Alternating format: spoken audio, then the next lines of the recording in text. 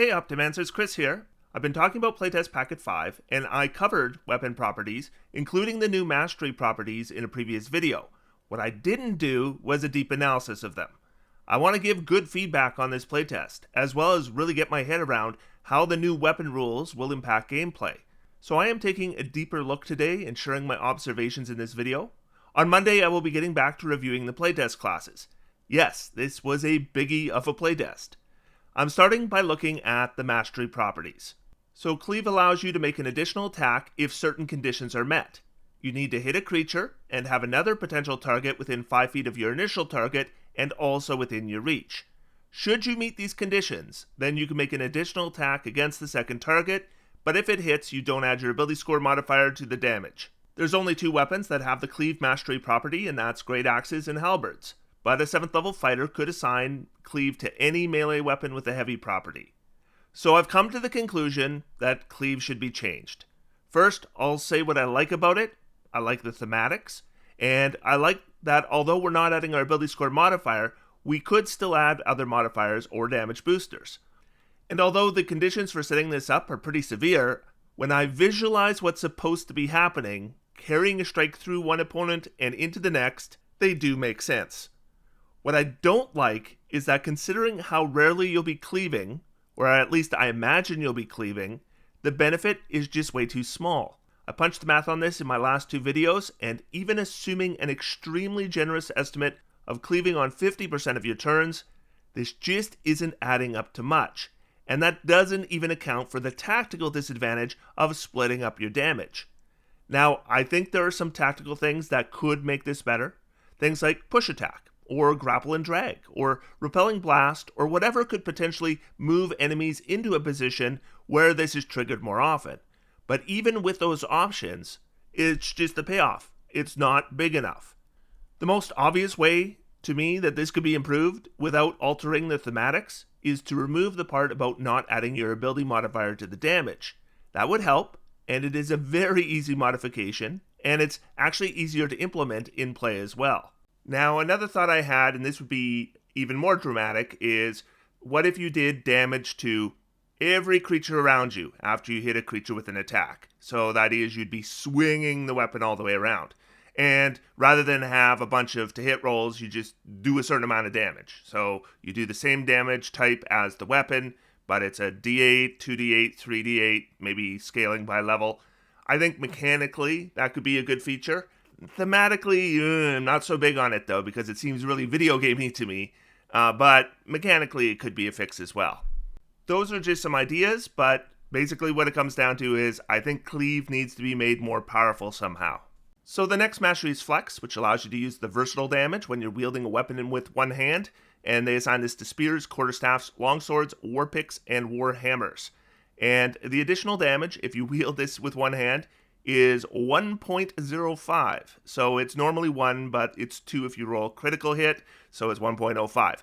So if you have 2 attacks, that means if you hit with both attacks, you deal an additional 2 points of damage on your turn. It's just so little. But my other issue with Flex is it takes the versatile weapons and makes them not versatile anymore, because now you're not going to get a bonus for using them two-handed. So I don't like this mechanically, and I don't like this thematically either. So I really dislike this one.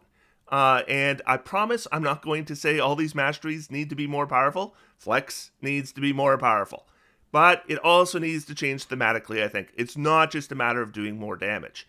So what could be done? Well, online I've seen some discussion where people have suggested that versatile weapons maybe should have 2 different properties. One for using it one-handed, and one using it two-handed, so 2 different masteries. And what I hear often is maybe have the Flex property be the one-handed thing. Still don't like that because Flex isn't good enough. Then I've seen another suggestion saying that maybe instead of a bonus to damage, it should be a bonus to armor class. So you use a Flex weapon one-handed, you get an AC of +1. And if you use it two-handed, you get an AC of +2. So I guess thematically the idea is you're parrying, I guess. And I like that one a lot more. So that one might be good. I also thought maybe you could just get rid of Flex and bring in some other new mastery. I don't think it'd be that hard to come up with some new masteries that are in the right power level. I had one idea. What about a mastery called Tumble? And then if you hit a creature with an attack, you can move from one side of the creature to the other side without expending any movement. Now, that might not seem very good, but I think tactically it might be better than you think, because normally you can't move through creatures, and this could provide all kinds of tactical advantages. However, if the idea of Flex was they wanted one that was just really easy, so that new players could take the best advantage of it, then maybe Tumble isn't so good a replacement. But the armor class one would be. So I do like that idea. But one way or the other, Flex isn't good mechanically, and it's not good thematically, and I think it should be changed. The next one is Graze. This one allows you to deliver damage to a creature you miss with an attack equal to your ability score modifier. This is a property on glaives and greatswords, but a 7th level fighter can apply Graze to any heavy melee weapon. If it was a weapon that had the Cleave mastery, at least as they are currently presented, I would totally do that. The more I analyze Graze, the more I think it's actually pretty strong. Now, this isn't a mathematical thing, but Graze is going to feel good. It sucks to miss with your attacks, especially if you miss with all your attacks, but Graze gives you a consolation prize, and it's not a bad consolation prize.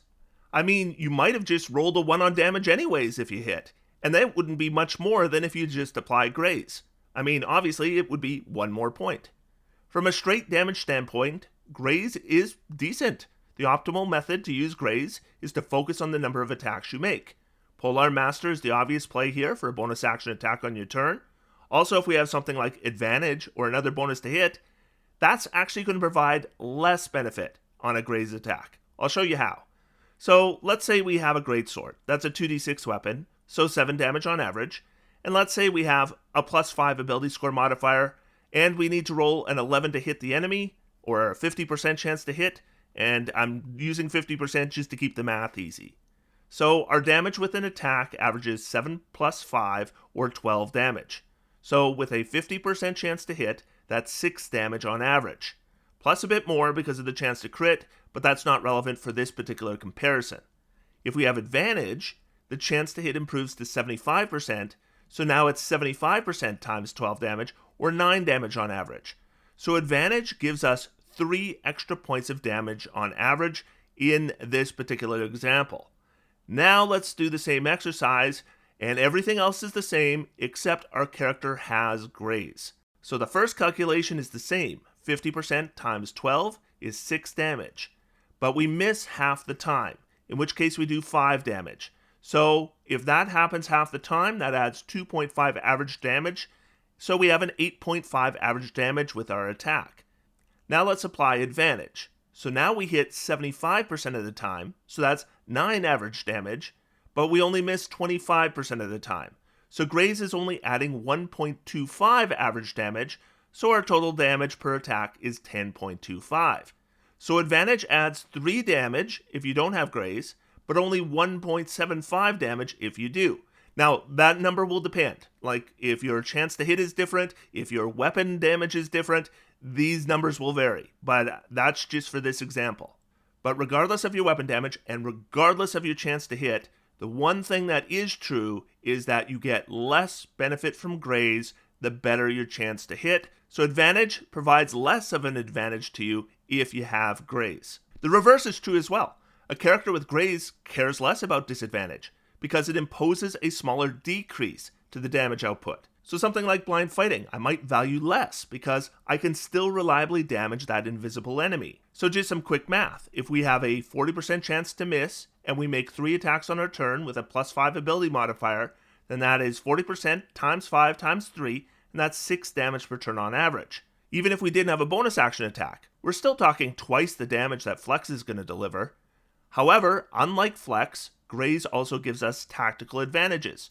You know how wizards and sorcerers can get medium armor and shield proficiencies, then they cast shield on top of that, and then they can get astronomical armor classes? That's a really strong move for these classes because A, being missed helps to protect concentration, and B, these classes just have fewer hit points to begin with. Now ideally, player characters aren't fighting other player characters, but they might be fighting NPCs or monsters with incredible defenses, and Graze doesn't care. With every attack doing damage, it doesn't just mean the Graze Mastery user is whittling down hit points much faster, but they're also doing damage with every attack, and that means more concentration saving throws. So if you are fighting spellcasters, Graze has an advantage. So I really like Graze, wouldn't change a thing. Nick is the next property, and it allows you to make the extra attack of the light property without using your bonus action. This mastery is the property of daggers, light hammers, sickles, and scimitars, though a 7th level fighter can apply it to any weapon with a light property. And we can draw a pretty obvious comparison to Nick and to Cleave, and we can see the superiority of this right away. There's no conditions out of our control that need to be met in order to get that extra attack, and we don't have to split up our damage. Yes, the weapon damage die of a Nick property weapon will be less than that of a Cleave mastery weapon, but the advantages here easily make up for that. So Nick, along with other changes to weapons, feats, and class features, should make 2-weapon fighting an effective option for your character. Unfortunately, it doesn't, and the reason for that isn't a problem with Nick, it's actually a problem with the light weapon property, which I will get into later. However, I do have a problem with the Nick property as well. And my issue with it is that the Nick property penalizes you for dual wielding the same weapon. You only need the Nick property on the weapon you're making the extra attack with, so that means if you have the Nick property on the other weapon, it's doing nothing for you. So a 2-dagger fighter is simply worse than a dagger and club fighter despite the same damage die. So here's what I think could fix Nick. If you're holding 2 weapons and they both have the Nick property and you hit one target with both of these weapons on your turn, you should inflict some extra damage. It doesn't need to be much, like a d4. That's not high enough that it makes that option better than using another light weapon with a different property, but it's not necessarily worse either. So maybe you still want to use dagger and club and get the chance to slow, or maybe 2 daggers for a chance for some extra damage. So when it comes to the Nick property, that is the thing I think needs to change. It shouldn't penalize you for using the same weapon in both hands. The next is push. This allows the character to push a creature they hit with the weapon 10 feet away from them. This can be done with every attack that hits, even attacks against the same target. There is a size restriction. The target can't be more than 1 size greater than the attacker. Great clubs, pikes, and heavy crossbows all have the push mastery property, but 7th level fighters can apply it to any weapon with the heavy, 2-handed, or versatile property, and that's quite a few weapons. To me, this is exactly the kind of mastery that I think makes weapon users more interesting. I mean, there's nothing wrong with a character that in combat is just a damage engine. However, there are so many of those that I like the idea of weapon users that can do other things, like a Battlemaster fighter can. Pushing is exactly that kind of mastery. It's not too powerful, so being able to do it repeatedly shouldn't be an issue with balance, but it is going to be fun for warrior characters to have a method to do a bit of battlefield control. Push an enemy away so you don't have to disengage to move. Push enemies together so they're more vulnerable to area of effect options. I really like this one. I think it's balanced. It's not just do some more damage. It's a tactical option for players who want more tactical options. So I'd like this one to stay just as it is. Sap is our next mastery, which imposes disadvantage on the next attack of a creature hit with it. Obviously, disadvantage doesn't stack, so if you want to impose disadvantage more than once on a turn, you can, but it will involve splitting up your attacks.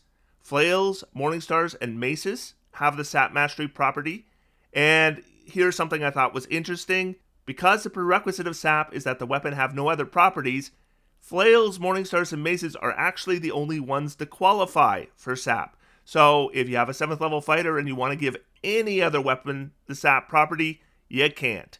That's not a problem, I just thought it was interesting. As for the mastery itself, because of the mechanics here, it is going to be strong at lower levels and weak at higher levels. And the reason is that monsters get more and more attacks as challenge ratings increase, so Sap might impose disadvantage on a creature's only attack at low levels, but how many monsters are just making 1 melee attack at high levels?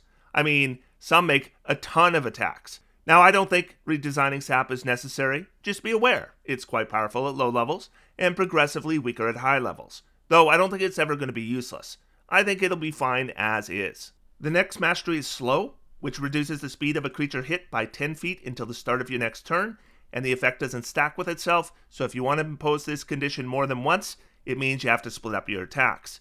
Clubs, javelins, light crossbows, slings, whips, longbows, and muskets have this property. but this is the only property that a 7th level fighter can apply to any weapon. And I think slow is exactly what it should be. Like push, this is a tactical option for the more tactically minded player. I personally would say push is the better of the two, but push is limited to fewer weapons. There's one weird thing in the wording here. I notice it says you need to hit a creature with this weapon and deal damage to the creature. Now, normally if you hit a creature with a weapon, then I would expect you would deal damage unless it's immune to the damage type or something.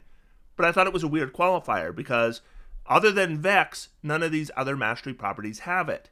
They all say you need to hit a creature with an attack and bam, the thing happens. But on this one it says, oh, and you better deal damage as well. So I have to only guess why this is, and my guess would be that these were written, so slow and Vex were written before they decided to remove the net from the weapon list, and they wanted to make sure you couldn't apply any weapon properties to nets, and maybe slow and Vex could have been applied. So then by saying it has to deliver damage means that it wouldn't work for nets. That's my guess. Don't know, but I gotta think it's just kind of an error of some kind that some of the masteries have this qualifier and others don't, because it doesn't seem to make any sense to make that differentiation. But that weird qualifier aside, I think slow's good. I like slow, and I'm not too worried about it, and I'm not too worried about the damage qualifier. It doesn't really make a difference, and I wouldn't be surprised if it's something they're just going to drop anyways, because like I said, I gotta think it's just kind of an oversight that it's there. Topple allows the attacker to attempt to impose the prone condition on an enemy they hit with their topple weapon. The creature gets a Constitution saving throw to avoid the condition, and the DC is based on the attacker's ability score modifier they use to make the attack. Battle axes, lances, mauls, and tridents have this feature, and a 7th level fighter can put it on any weapon with the heavy, reach, or versatile property, which is quite a few, including some ranged weapons. Thematically, I like this. Mechanically, I think it's fairly well balanced, and I kind of want to use this mastery. But this is going to add a saving throw on every attack you make if you want to use this mastery. That could be 3 or more attacks in a turn, depending on your regular attack routine. So I don't think that's good for the flow of gameplay. I think adding new features that bog things down should be avoided whenever possible. So I figure what should happen here is we should find a way to keep Topple, but streamline it so the saving throw isn't involved. I don't think you can just make it automatic though, that's too strong. There are some other ways you could restrict it. I've heard a number of suggestions from viewers already. Maybe get rid of the saving throw but apply a size limitation, like there is for push. Or maybe you need to hit a certain number above the creature's armor class, like if you exceed the number you needed to hit by 2 or 3 or something like that. Or maybe you need a certain threshold with the weapon's damage die, like if you roll a 7 or more, then you make them prone. Basically, there's ways to ensure it's not automatic on every attack, even while removing the saving throw, and I would like to see that happen. I want to use Topple, but I would be hesitant because I know it would slow the game I'm playing in. The final mastery property is Vex, though after this I'm going to be going over the light weapon property and then I'll give you a ranking. But Vex gives you advantage on your next attack roll if you hit with a weapon as long as that attack is before the end of your next turn. And hand axes, darts, short swords, rapiers, short bows, blowguns, hand crossbows, and pistols, they all have the Vex mastery property. Fighter could apply Vex to any weapon with the ammunition, finesse, or light property. And my initial assumption when I first read this is I thought, this one is too powerful. It is so much more powerful than any of the other mastery properties. Now, I didn't punch any math. I just assumed that. Because advantage means more hits, and more hits means more damage, of course. But how much extra damage are we talking about? My brain is kind of programmed to figure advantage is really good because of the -5 +10 options from things like Sharpshooter, but that doesn't apply anymore in the playtest. So let's look at an actual example. So let's say we have a 60% chance to hit. With advantage, that would jump to 84%. So let's pick a weapon. Let's say a rapier. That's a D8. Let's say we have a +5 ability modifier. So that's 4.5 average damage on the D8, +5 is 9.5 average damage on a hit, and let's say we have extra attack, so that's 2 attacks on a turn. So if we don't have advantage, then it's 60% times 9.5 or 5.7, and then we add critical hit damage, which is 5% times 4.5 or 0.2, so each attack does 5.9 damage, and that means we would be delivering, on average, 11.8 per turn.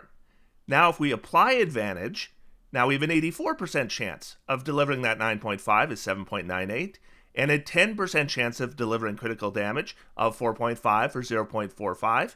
So each attack is now doing 8.43 damage on average, or 16.86 per turn.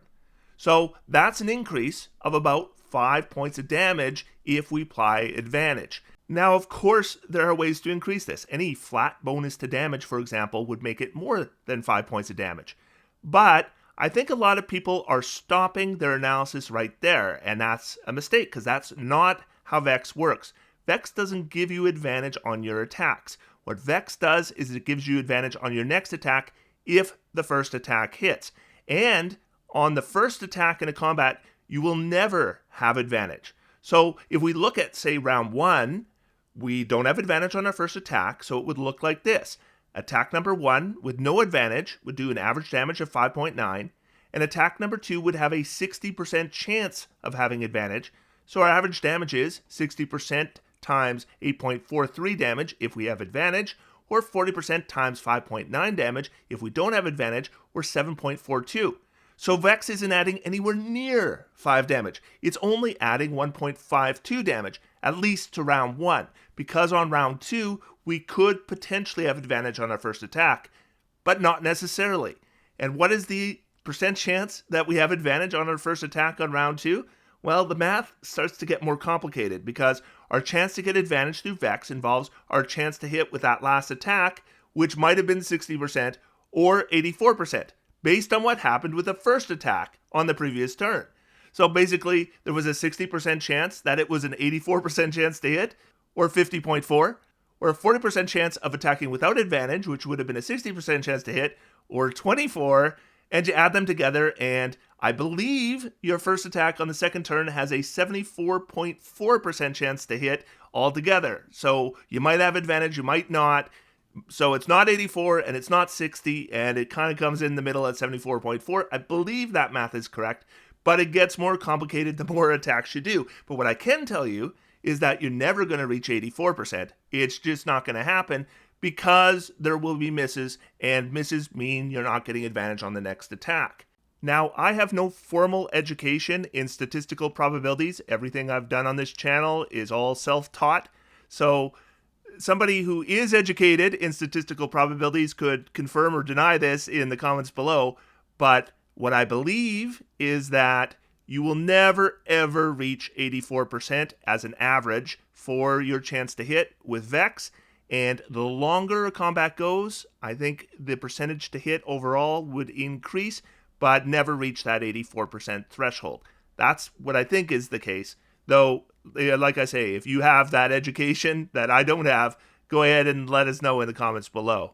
But if we're to consider the example I gave, we'd be talking 1.52 extra damage on round 1, and then that number would increase as rounds went on, but it would never reach 5. So 1.52 and then a bit more and a bit more and a bit more, but a ceiling below 5. That doesn't seem like too much to me.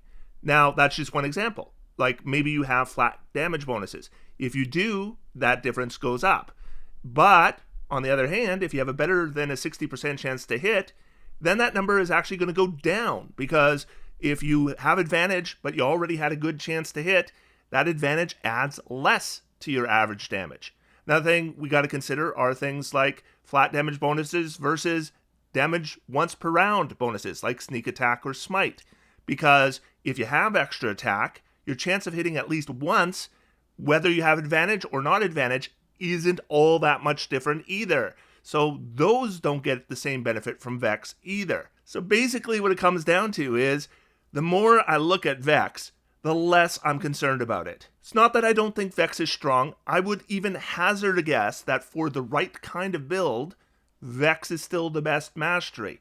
For the wrong kind of build, like the build where I did an example, I think that character would be better off with a different weapon mastery. And regardless, I don't think Vex is going to add a huge amount to your damage. I think it's going to be a moderate amount, somewhat in line with the other masteries. So for now, I'm thinking Vex is probably fine as is. If I've missed something, let me know, but as far as I'm concerned, I think Vex is okay.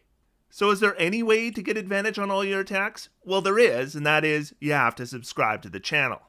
So let's talk about the light weapon property, because I am not happy with how it's worded. It leads to some ridiculous interactions. It says, when you take the attack action on your turn and attack with a light weapon, you can make one extra attack as a bonus action later on the same turn. That attack must be made with a different light weapon, and you don't add your ability modifier to the extra attack's damage unless that modifier is negative, and then they give an example. So, whether you have the Nick Mastery property or not, I believe this is intended to be for two-weapon fighting, as in you have one light weapon in your right hand and another light weapon in your left hand. Then you attack with one, and you can make an extra attack with the other. However, if that's what they intended, then they screwed up, because in no way does this require using two hands. In fact, you're penalized for using two hands.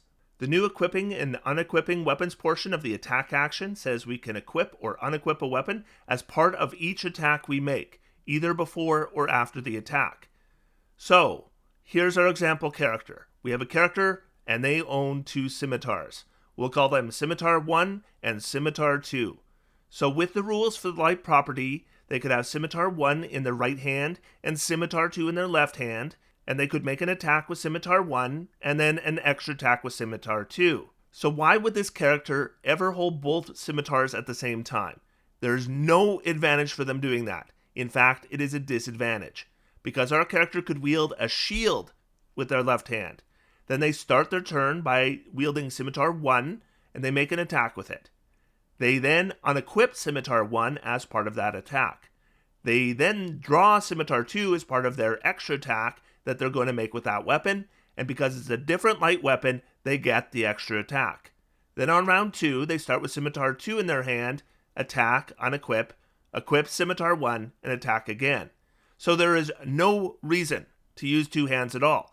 In fact, even if they have the two-weapon fighting style, check this out. The requirement to get the extra damage is you make the extra attack of the light weapon property. So they can add it, even while wearing a shield. It's even worse. They could add the dueling fighting style on top of two-weapon fighting, because with each attack, they're wielding a melee weapon in one hand and no other weapons, because whenever we attack, we only have one weapon equipped. And it's ridiculous, because it means that the character is attacking twice as often by switching out scimitars with each attack as they would be by just swinging a scimitar. So when it comes to the light property, it just doesn't work properly, because a character is actually better off using this by switching out light weapons in one hand than just using two-weapon fighting. And two-weapon fighting, this light property as written, effectively kills. Right here, it should say, these attacks must be made while both light weapons are equipped. Done. Fixed. I'll be letting them know in my survey, and I encourage all of you as well. I am sure this was a mistake, but they need to be made aware of it. So I'm going to wrap this up. We'll start with a quick summary, and then I'm going to rank the masteries for you. So the light property, it needs to require both hands equipped at the same time. Otherwise, attacking with a two-weapon fighting character is utterly pointless. It gives you no advantage over attacking with a single hand, and that's just dumb. Cleave needs a boost. Maybe in damage, maybe easing the conditions, maybe both, maybe some kind of area of effect thing, but it needs something. Flex, I'm not happy with it. First off, it is making the versatile property pointless, and secondly, it doesn't do enough, so it needs a redesign or a replacement. Nick should provide some benefit to using the same light weapon for both attacks. Topple should provide a more streamlined mechanic that doesn't require extra rolls. Graze, Push, Sap, Slow, and Vex are all fine as written. Maybe get rid of the odd wording about you must do damage with Vex and Slow. And to finish up, my impressions as to the power levels of these masteries. So here's my rankings. Flex is at the bottom. It is very weak. Then Cleave, it is too hard to meet the conditions. Then Slow, which is okay and can be put on any weapon, so middle of the road. Push, nice control, no saving throw, but there are size restrictions. Then Nick, a nice free attack for light weapon users. Then Sap, which starts out great at low levels, but at higher levels this would be far, far down the list. Then Graze, nice reliable damage with some tactical value. Then Topple, which is really good, but unfortunately right now it's really clunky. And then Vex, which means more hits, and more hits are good. However, it is going to depend on your build, and it's not nearly as overpowered as I originally was concerned about. My opinions on this could change with experience, but that's where I'd place them now. Thanks for watching, and I'm looking at spellcasters next week, but until then I'm going to sit back, relax, and have some fun. D&D is for everyone. Thanks everybody, and I'll talk to you soon. Thank you to Aaron Kaler, Adam Langley, Rob Reichelt, Awesomeface, Benjamin, Brett McDowell, Dash Panther, Dave Peters, David Lotz, David W. Skibbins, Gakumaru, Ian Johnson, James Thomas, Jad Zan, John Cripps, Jonathan Haynes, Jonathan Lexi, K.J. Aurelio, Kevin Casey, Kurt G., Kavathe, Marlon Rooks, Nathaniel McCauley, Nick Simmons, Rye Squy, Sadqueni 7, Stephen Edmondson, and TUM.